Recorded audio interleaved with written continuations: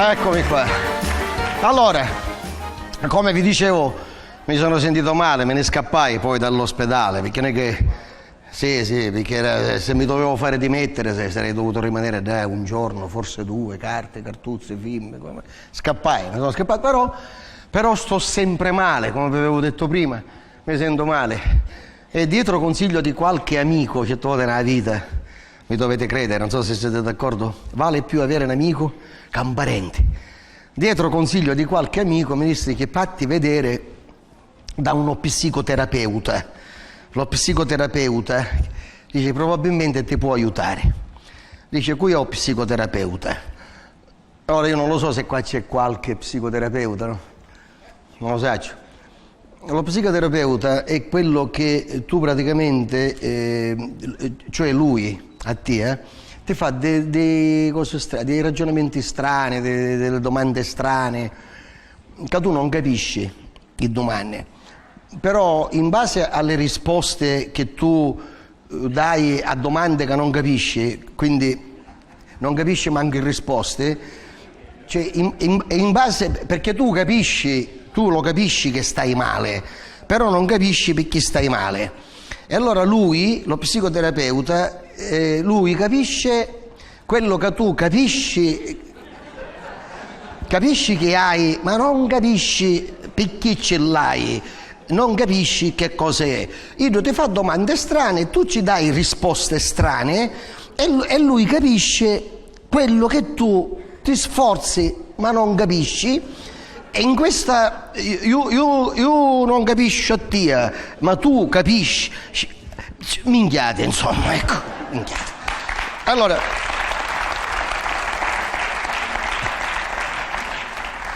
sono andato da questo psicoterapeuta.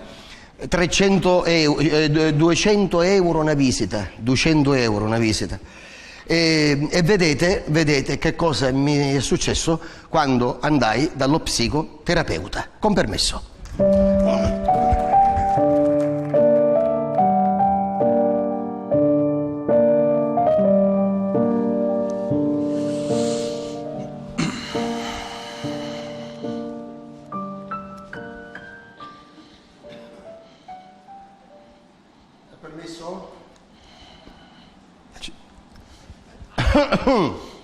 C'è qualcuno? Dottore, è permesso? Scusi?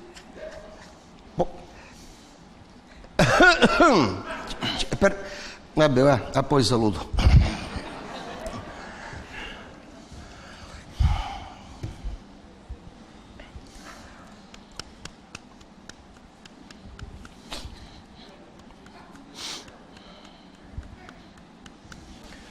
Scusi, dottore, è la mia cartella, quella.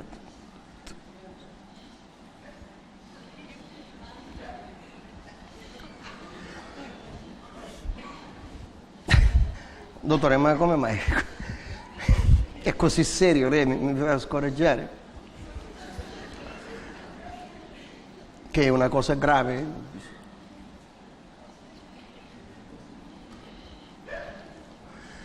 Ma grave per modo di dire, grave o grave? Grave.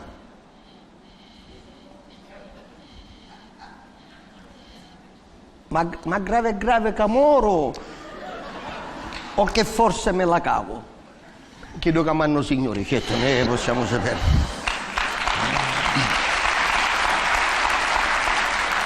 Allora, veniamo a noi. Lei è il signor? Guarneri. E il suo nome? Enrico. Da come hai cambiato fino ad ora, io come hai cambiato? Sa una cosa, signor Guarneri, ho come la sensazione di averla già vista da qualche parte. Lo so, siamo alle solite. La televisione. Ah, sì, certo. Adesso ricordo. Lei è il tecnico che mi ha installato il digitale terrestre. No. Lei non mi ha visto per la televisione, mi ha visto nella televisione. Capisco. Mi dispiace per lei, ma io non guardo mai la cronaca nera. E ma che c'entra la cronaca nera? No, quale cronaca nera? Per carità, mi starà confondendo. Insieme. Ah, adesso è chiaro. Oh. Associazione a delinquere, bravo, bravo, bravo. No, insieme, no, la trasmissione, la televisione, la rosa. Ah, poteva dirlo prima. La parola magica. Certo che ho presente. Quindi lei mi faccia capire, sta insieme con questa signora Rosa. Che cosa rappresenta per lei? È sua madre? Lei vuole avere rapporti con sua madre? Scanzate, che sta dicendo? No, Edipo. No, Enrico, mi chiama Enrico. Edipo, lei ha il complesso, conosce il complesso? Conosco tanti complessi, certo, dicche, cugine di campagna. Bene, facciamo una cosa, mi parli di questa signora Rosa. No, ma non è una signora. No, è un uomo, si chiama Salvo. Ah, ma poteva dirlo prima. Quindi un certo Salvo che si fa chiamare Rosa. Un caso di omosessualità repressa, insomma. No! Lei è un trans? No! Lei è gay? No! Lo è questo Salvo?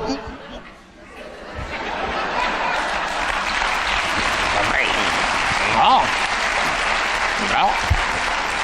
Per carità, io non ci metto la mano sul fuoco, per carità.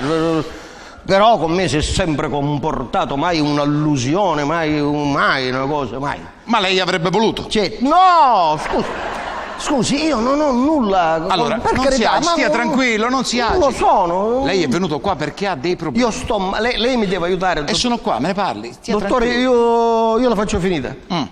Dottore, lei mi deve salvare, io non mi sento bene, io ho questo altalenante malessere che Lo capisco, mi esponga i suoi problemi con calma, stia tranquillo. Con calma. Respiri, forza, su. Non lo so, è da un periodo di tempo che non mi sento bene, inappetenza, non mangio più, non faccio, triste, sono triste, sempre triste. Non mangio, una volta la gente mi invitava a pranzo, io ero la festa della tavola, ora niente, per mangiare molte cose, per avere un attimo di gioia, mi credo, mi devo fare una passeggiata alla Piscaria, mi devo fare una cosa in via Etnea, sai, oppure alla Cicastello, oppure sull'Etna. Ma lei capisce, dottore, sono gocce di gioia in un mare di tristezza. La capisco perfettamente. Mi dica una cosa, signor Guarnotto l'ha detto. No, Guarnotto, Guarneri. Mi dica una cosa, lei che lavoro fa? E questa è la cosa, perché io sono un attore, eclettico, a 360 gradi, con una predisposizione verso il comico, capito? E lei capisce, un attore comico che è triste è un paradosso. Certo. È come immaginare Venezia senza la laguna, Pisa senza la torre pendente, o che so, Napoli senza il castello dell'Ovo, Catania senza il demontagnolo di Munnizza negli angoli delle strade, che poi i catanesi danno fuoco, il regagnolo di fumo, che appestano per settimane l'aria. Capisco perfettamente. Vede, lei mi ha salvato la vita, dottore. Io sono qua per questo. Dottore, io la faccio finita. Stia tranquillo. Vede, da una prima analisi così sommaria, il suo malessere scaturisce da un disagio interiore. Lei in realtà è, come dire, un uomo triste, un uomo infelice in questo. A chi sto ciurisse io a lei mi deve dire perché. Certo, sono qui per questo. Se non mi sbaglio, lei ha detto prima che è un comico. Un attore a 360 gradi, un attore eclettico. Quindi un attore comico. Un attore, con una predisposizione al comico. È sicuro? Un attore, c'è la partita io, faccio fatture. Quindi lei lavora, insomma. Sì. Benissimo. Facciamo una cosa. Iniziamo, cercherò di darle un aiuto. Io non ce la faccio. Certo, stia tranquillo, lo aiuto io. Mi parli del suo rapporto con le donne. Me ne parli? Il suo rapporto con le donne, me ne parli? Adesso? Prima? Dalla Genesi. Dico la Genesi, iniziamo dalla Genesi. Dall'inizio, insomma. Dall'inizio. Certo. Una forza della natura. Lei? Una cosa mostruosa. Io mi faccio paura io stesso. Quando io mi approccio alla donna, mi creda, a me nel momento culminante me ne esce fumo da naso. Non so se ce ne sono altri al mondo, e se mi carico buono, mi esce anche dalle orecchie. Cioè lei capisce, no? Fumo da queste orecchie, fumo da questo, cioè quando faccio l'amore io 8 volte su 10 vengono i pompieri, cioè pare che c'è l'incendio.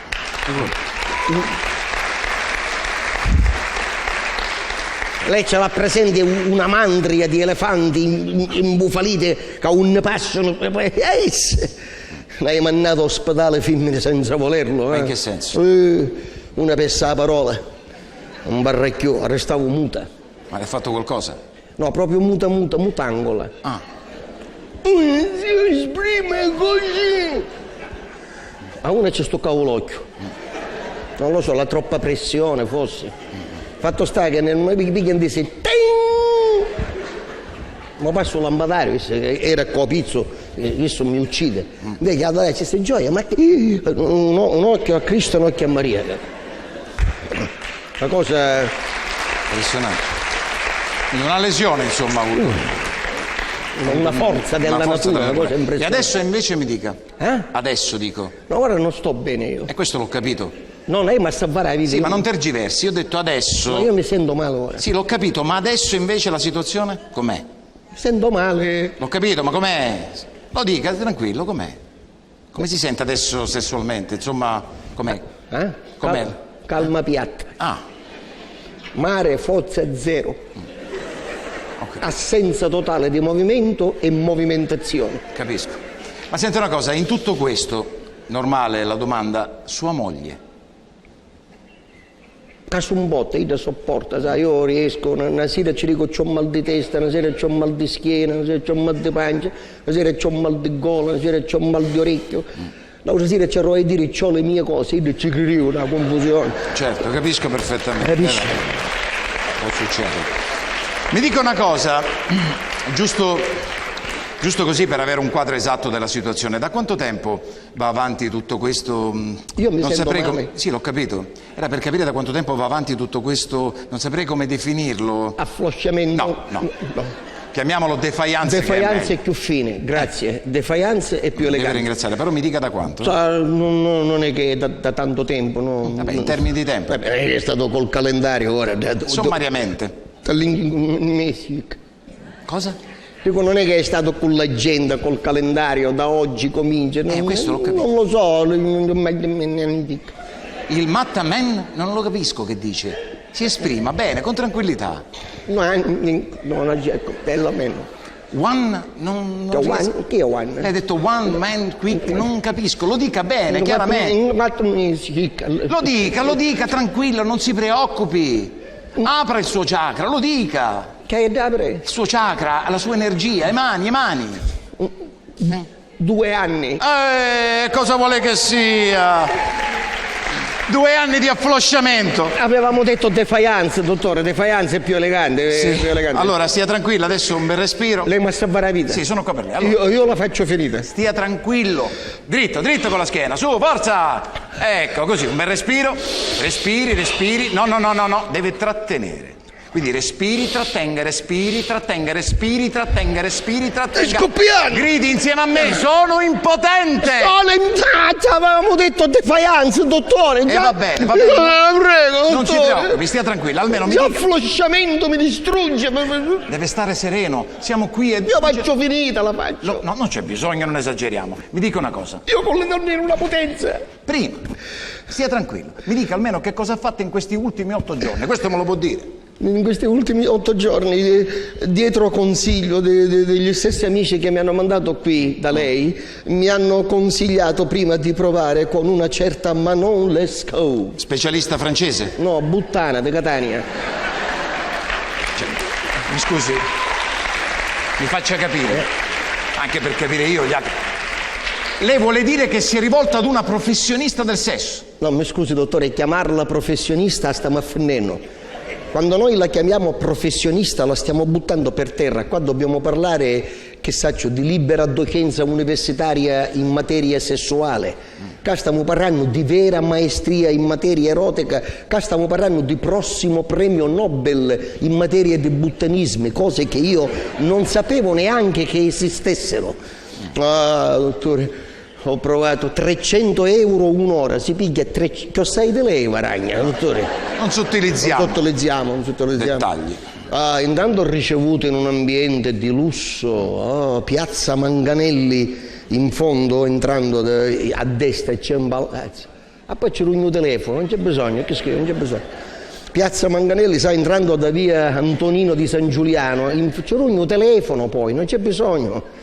Primo piano, palazzo di fine 800, tutto l'androne, tutto in marmo Bardiglio, i pareti di marmo, le scale di marmo, la ringhiera delle scale, la ringhiera era fatta di colonnine di marmo, il corrimano tanto tutto di marmo, primo piano, senza ascensore, vedi che delicatezza, non faccio far fatica al cliente, perché il palazzo ha 4 piani, io arrivo a 8, e invece no, primo piano, di un'eleganza, la porta tutta in noce massello, noce doppia scolpita, un campanello, il campanello non era neanche quello di plastica, sai che di plastica, che di quadrato, no? Era quello rotondo di ottone, ce l'ha presente?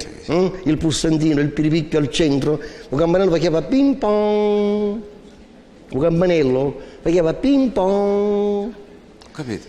Ping pong, al terzo ping pong, al mio cuore mi batteva. Io dissi, Comoro sente da dentro sente il mio cuore che batte. Al terzo ping pong la sentì arrivare dietro la porta. Io sapevo che lo capottava, ho sentito il calpestio dei passi. Era che tappini, certo tappenare come dovevo essere. Si sentiva che trascinava i tappini. Arrivavo dietro la porta. Io emozionatissimo, cuore pare che mi stavano uscendo dalla bocca, dalla gola, e aprivo la porta, una visione, la bionda rossastra, occhi azzurri, verdognoli, 1,70 m e passa, vestita tutta nuda. Una geisha. Quale ingresciata? Appena ho aperto la porta sono stato investito da un'ondata di profumo che mi entrò in tutti i fori, di narici, bocca, orecchie, Manon Lescaut di chiare origini francesi, parlava solo francese, io che parlo francese, aprì la porta, mi guardò, appena mi guardò Ida rimase a bocca aperta, oh mon chéri, tu jolie, tu très jolie. Io un dame destra disse, quale très jolie? Qua una jolie è spattentanata. Très jolie. Poi sempre guardandomi, questa donna con le labbra carnose, rosse, mi fa mon amour, vous rentrez che je ferme la porte. Io la guardavo, non capivo, e disse mon amour, vous rentrez che je ferme la porte. Io la guardavo, non capivo. Mon amour, vous accoffolez. Io l'ho capito dal gesto, cioè sì. Chiudevo la porta, appena sono entrato, mi crede, dottore, tappeti dappertutto, tappeti per terra, tappeti nei mura, tappeti nei tetti, tutte le lampade messe qua e là, tutte coperte di veli, fucsia, rosa, azzurri. Mi si avvicinavo e mi parlava andare, che mi chiamava, oh mon amour, jolie de la déclaration de la sensualité de l'érotisme, tu fais l'amour avec ma pep. Oh, e mentre mi parlava mi sputacchiava dentro l'orecchio che ai tempi belli a storia era ospedale già lei, e invece in quel momento mi dava fastidio, e continuando a parlarmi nell'orecchio mi prese sotto braccio dicendo oh mon amour de la déclaration de la sensualité de l'amour, de le transport exceptionnel de l'amour, tu fais l'amour avec moi. Mi buttava una stanza da letto dove c'era il letto che troneggiava nel centro della stanza. Non so se ci è mai capitato di vedere una stanza da letto dove il letto sta al centro, come per dire la cosa più importante di questa casa è il letto. Il letto di sopra aveva una specie di baldacchino tutto in tulle rosa fucsia, che partiva da circa 2 metri di altezza. Sopra il tetto c'era un anello di ferro tanto, e tutto stu velo che sospeso che partiva. Questa mi si avvicinava e continuando a parlarmi nell'orecchio mi mise una mano da questa parte, così, mi mise una mano, si sollevò all'improvviso, accompagnato da un colpo di fianco, ma bianco dall'aria, mi diede una spinta, con me fece canestro una cerchio che c'era sopra letto dove c'era il tulle. Arrivai in un centro del letto così. Lei si avvicinò col movimento di queste due dita, mi sbottonavo e mi lavavo camisa, giacca, canottiera, pantalone, mutande, scarpe e cosette, tutto in un movimento solo. Qua c'era la testa, qua c'erano i piedi. Io desideravo una cordicella che aveva qua, appena si atterravo, nuda! La Venere di Milo, io fermo, paralizzato sul letto. Chi si avvicinava cominciavo a fare tutte delle danze, salì sopra il letto, mi saltava da questa parte, poi saltava da questa, poi saltava da questa, poi mi dice, ci è capitato che ci fanno così e poi si dice, e mi passava i tendalocchi, i tandarichi, i e poi scendeva, dalla faccia scendeva.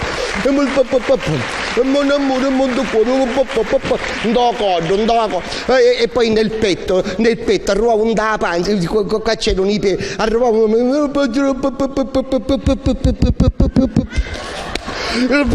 e sceso lungo le cosce, poi le ginocchia, i polpacci, i piedi, mi massaggiavi bene della sensualità, dell'amore, tu fai l'amore e cominciava a sudare e risaliva nei ginocchi, nei anni, si mise magari la lente e poi salì nello stomaco, nella pancia, nel petto e hop qua, sopra il letto e hop qua e hop là e hop su e hop giù e hop qua e hop là. E sciurava. Dopo circa mezz'ora, tutto il trucco scolato, cominciavo a parlare catanese. Mi disse, bello, ti donno 200 euro, te non hai, per favore. Lei capisce, dottore? Certo. Lei capisce la situazione? Sa una cosa? Sa perché accade questo? Lo vuole sapere? Perché, dottore, mi dica? Perché in realtà lei vede la donna come un oggetto. No, si sbaglia, dottore, non è vero. Si sbaglia di grosso, non è vero. Io penso che la donna sia una delle cose più belle, più perfette. Una vita che è in grado di mettere al mondo un'altra vita. Il massimo. Certo. Sai che cosa le dico? Lei è una persona intossicata. Io 2 anni di intossicazione con questi effetti. No, faccia poco lo spiritoso. Lei è intossicato di sicilianità. Che significa? Ma come, in un mondo dove ancora si parla di globalizzazione, apertura delle frontiere, ancora lei mi parla della sua lingua, la donna e come... Ma dai, si svegli, in un mondo dove non ci saranno più razze. E non sono d'accordo. In un posto dove non ci saranno più gialli, più neri, più rossi, non ci sarà nessuno. In un mondo dove si parlerà una sola lingua. Ma non sono d'accordo. Ancora lei mi parla della Sicilia, della lingua, del dialetto siciliano. Ma certo, della lingua siciliana. Sa cosa le dico prima di andare? Sa cos'è lei? Lei è il classico terrone troglodita. Sì, caro il mio dottore. E lei sa che cos'è? Lei è un triglicerito botanico, caro il mio dottore. Sì, saremo tutti di un colore. Caro il mio dottore, deve sapere che a un popolo incatenatolo, mettitelo opalo. Un popolo è sempre libero. A un popolo lo fate il travaglio, dottore, un passaporto, a tavola, una mancia, il letto dove dorme. Un popolo è ancora ricco. Un popolo diventa povero e servo quando ci arroba una lingua dotata dai padri. T'hanno è perso. Per sempre. Un popolo diventa povero e servo quando i suoi parole non figliono parole, ma si mangiano, giaide. Io me ne accorgo ora mentre cerco di accordare la chitarra del dialetto che perde una corda lo giorno. E me ne accorgo ora mentre tento di ripezzare la tila ormai camuliata che tessero i nostri padri con lana di pecora siciliana. E sogno povero. Hai i denari che ne posso spendere, hai i gioielli e ne posso rialare. Un povero che adatta dei mini strip di una madre putativa che lo chiama, sì, figlio, ma per ingiuria. Noi ce l'avevamo, mamma. Aveva i minni a fontana di latte. Ci vippero tutti. Tutti. E ora ci sputano. Lì ne arrestò a nota vascia, do canto, do lamento, e se non ne può rubare. Lì ne arrestò l'andatura, i gesti, i lampi dall'occhi. Questi non ne possono rubare. Non ne possono rubare, no? Ma restiamo poveri e orfani lo stesso. E vinni a cantare all'aria, io ho scoperto un capo confuso, ma lo nostro parto a un capo concluso.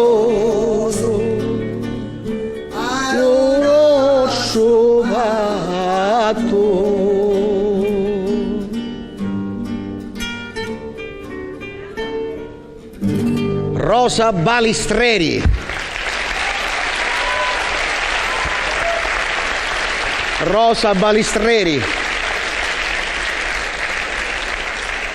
La più grande voce, la più grande interprete di tutto il Novecento, delle passioni, degli amori, delle sciagure, delle disgrazie del popolo siciliano. In vita trascurata, dopo morta per oltre 20 anni, dimenticata, ora per fortuna tornata un po' di moda. È un mio pensiero, quindi poco conta. Ma secondo me è anche tornata Rosa perché oggi ascoltarla fa chic. Oggi ascoltare Rosa fa chic. 30 anni fa no, non lo faceva. Io comunque devo dire grazie a quel medico, perché grazie a lui io credo di avere capito perché stai male, perché sto male. Io credo di stare male perché senza rendermene conto, quindi senza capirlo, un psicoterapeuta mi ha fatto capire una cosa che non capisco, io credo di avere il bisogno di fare uno spettacolo interamente dedicato alla Sicilia. Però attenzione, non alla Sicilia, aspetta. Non alla Sicilia, quella stereotipata, quella del malaffare, quella della delinquenza, quella della corruzione, la Sicilia della mafia, no. A questa Sicilia no. Per questo ci ha già abbondantemente, senza che nessuno glielo abbia mai chiesto, ci ha pensato più che abbondantemente Mamma Rai. Come? Con la piovra. 1, 2, 3, 4, 5, 6, 7, 8, 9, 10, il capo dei capi, il boss dei boss. In Sicilia si muore, in Sicilia ti succono sangue, in Sicilia ti mangiano figoto, il boss travolge, la piovra, la mano nera. Non gliel'abbiamo mai chiesto noi altri. Forse qualcuno ha dimenticato o finge di dimenticare che questa è la terra di bellezze paesaggistiche uniche al mondo. Forse qualcuno ha dimenticato o finge di dimenticare che questa è la terra dei premi Nobel. Questa è la terra di Pirandello, di Verga, di Capuana, di Rosso di San Secondo, di Tommasi di Lampedusa. Questa è la terra di Quasimodo. Questa è la terra di grandi letterati che hanno forse dato il via alla lingua italiana. Non siamo solo mafia.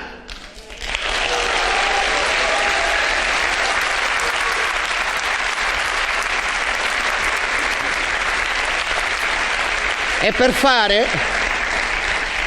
fare questo spettacolo, sì, che io farò, metterò su una grandissima compagnia. Sì, scritturerò uno dei più grandi attori italiani mai esistiti e insieme a lui tanti altri.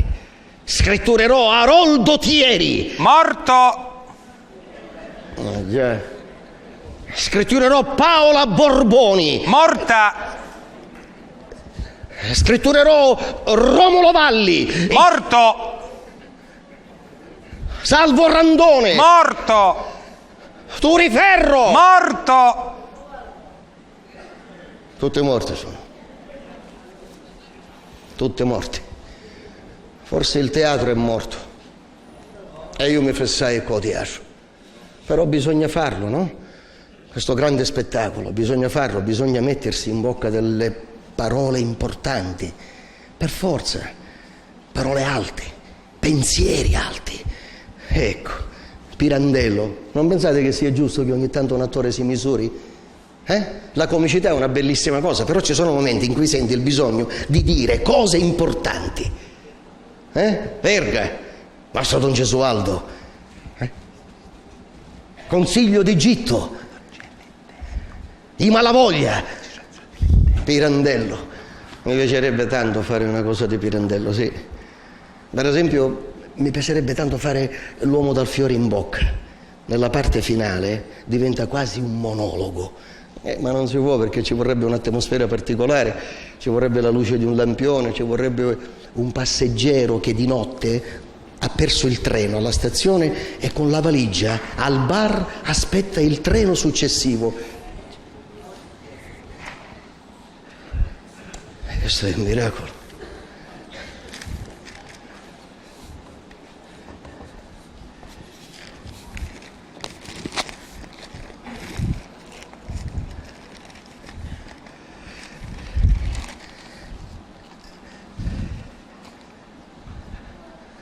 Ha visto, signore? Scusi, ha visto quell'ombra, quella sagoma di donna che passava lì? No? No, non l'ha vista perché si è nascosta dietro il cantone adesso. Non l'ha vista.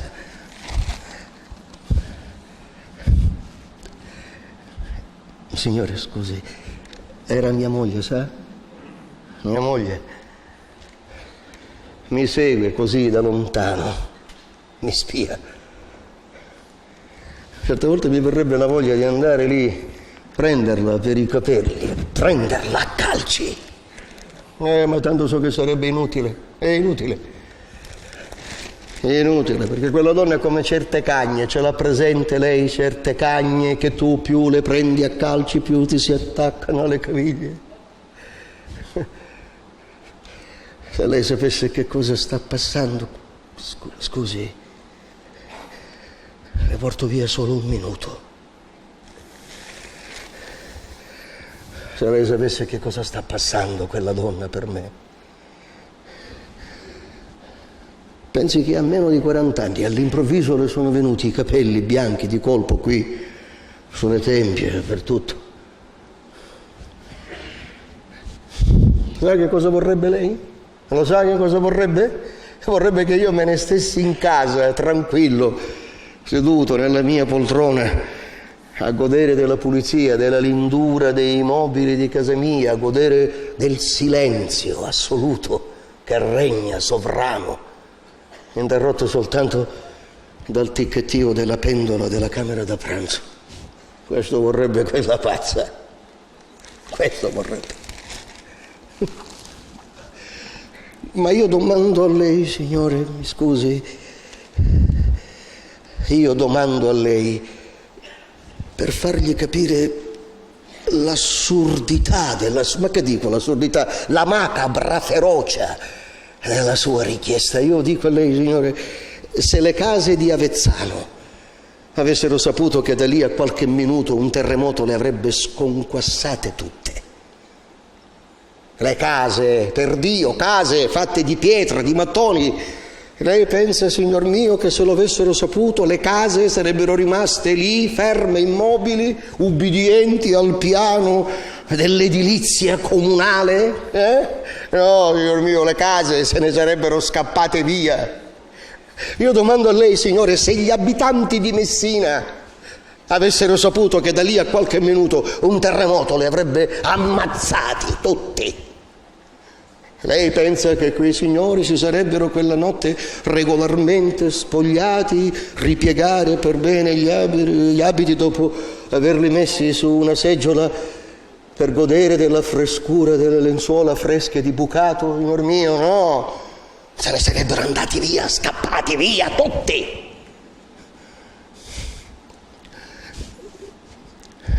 Venga qui, le faccio vedere una cosa, non abbia paura. Venga. Qui c'è più luce. Guardi qui sotto questo labbro. Vede? Questa specie di tubero violaceo, lo vedi? Come si chiama? Ha un nome dolcissimo, più dolce di una caramella. Lo ripeta mentalmente insieme a me, ne sentirà la dolcezza. Si chiama epitelioma. Epitelioma. La morte, signor mio. La morte. La morte un giorno è passata, mi ha ficcato questo fiore in bocca e mi ha detto: tientilo, caro, tientilo. Ripasserò fra 4-6 mesi al massimo. Signor mio, e lei pensa che io con questo fiore in bocca possa starmene seduto in casa mia, sulla mia poltrona, come quella pazza vorrebbe, signor? No, non è possibile, devo andare fuori, devo star fuori. Io devo incontrare gente, parlare, distrarmi, devo stare dietro le vetrine a guardare i negozi, a vedere con quanta abilità i giovani commessi preparano le confezioni in regalo. Io non posso star solo. Lei capisce, signore, che se io avessi un solo minuto di vuoto, in un minuto, in meno di un minuto, in un attimo, potrei distruggere tutta la mia vita, ammazzare il primo che mi capita davanti, magari uno come lei, Uno come lei che ha perso il treno alla stazione e aspetta il successivo. Mi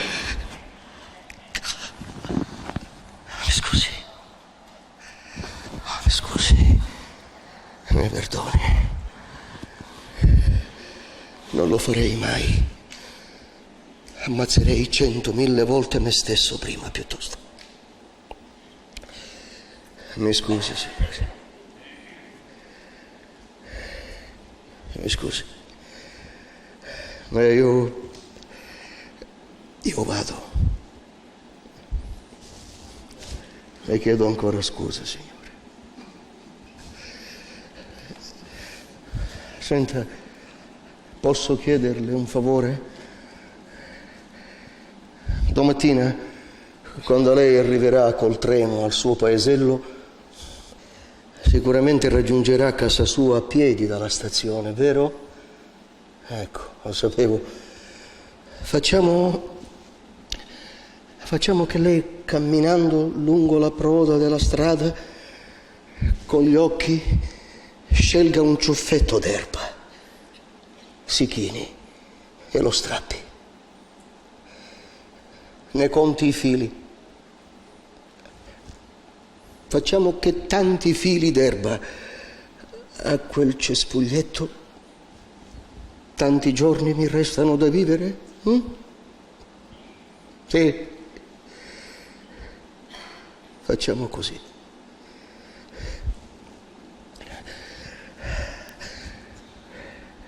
Ha visto che buone albicocche che ci sono in questi giorni? A lei piacciono? Le mangia con le mani, vero? Anch'io. Le prendo con 2 mani e le spacco. E poi metà per volta le porto in bocca. A sentirne il profumo. A succhiarne il sapore.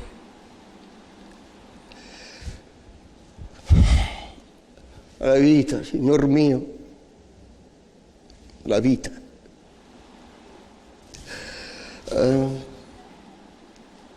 Signore, quel ciuffetto d'erba, per favore, lo scelga bello grosso. Buonanotte, signore. Buonanotte a tutti.